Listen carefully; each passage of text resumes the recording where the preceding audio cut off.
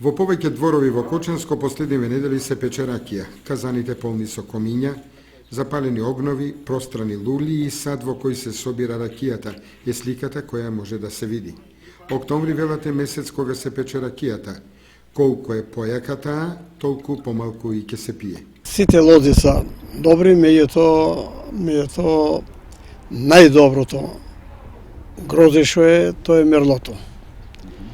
Мерлото го многу ретко има тука на нашето поднебје. Меѓутоа има го оно скоро 29-30 кила, 50 степена од 100 кила казан. Сега треба грозето да се брка се додека не падне комината доле да искочи виното горе.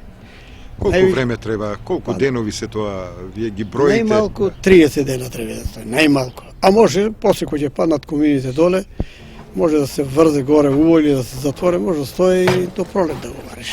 Казанот треба да биде доста чист. Ако него после секој казан, вториот казан, ако него измиеш убаво со прашок, со жешка вода и тука останува мириша ракијата на исто на некој прегорот и на некој чуда. Казанот мора да се измие. Малку негде ако дише, квалитетот губеш. Лепе се со брашно и трици за да не се лепе многу. Залепе се убаво, па се помачка одгоре и тоа кога навалеш оѓено спече се и нема да дише. Мереме ја зарад да знаеме колку степена е. Некој сака 55, некој сака 60, некој зависи. Меѓутоа мере се степенажата, она увек намале 2 степена. Ако оставиш ако оставиш 52, кој ќе се овладе остане на 50.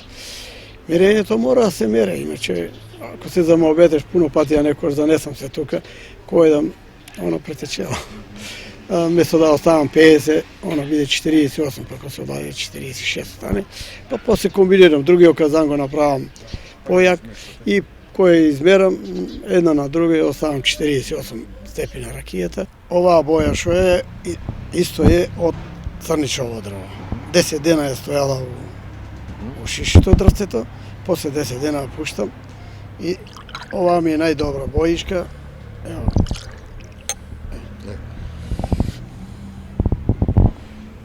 На здравје за многу години и со здравје да се испиете ракијата. И вие. Поголем дел од испечената ракија граѓаните ја користат за домашна употреба, зашто велат домашната ракија не е иста со на купечката.